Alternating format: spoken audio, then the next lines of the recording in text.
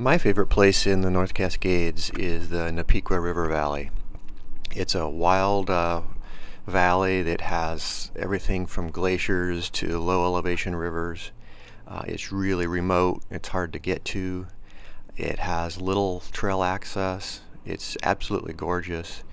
And it has a long history of grizzly bear sightings and wolverine sightings and all those amazing animals that really give you the feel that it's a really wild place. I've been working in the Cascades for over 30 years on conservation issues, and probably the issue that connected me the most to the North Cascades and its wildness has been working towards grizzly bear recovery. Grizzly bears are a wide-ranging species.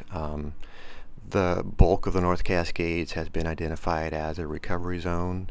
Their future depends on what the decisions we make around that landscape.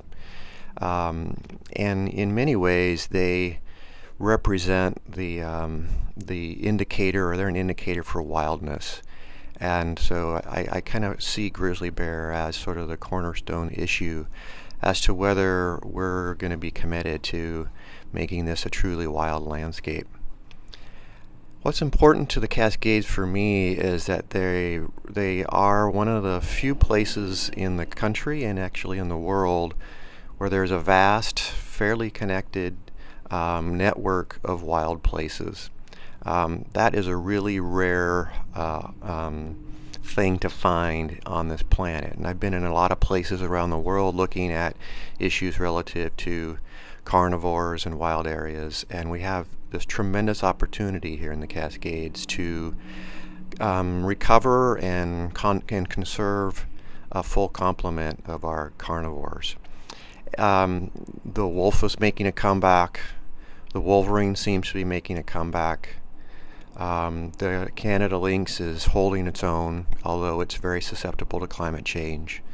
The one species, though, is really struggling in terms of the conservation of our full complement of carnivores, is the grizzly bear. I think that's the species that's going to take some special care on our part. So the North Cascades is vitally important to the conservation of those wide-ranging and wild species. On a more personal note, the Cascades in its beauty and its wildness is where I go personally to sort of recharge my batteries and reconnect with the natural world. So it's important to me not only from a conservation perspective, but very much so from a spiritual and personal perspective.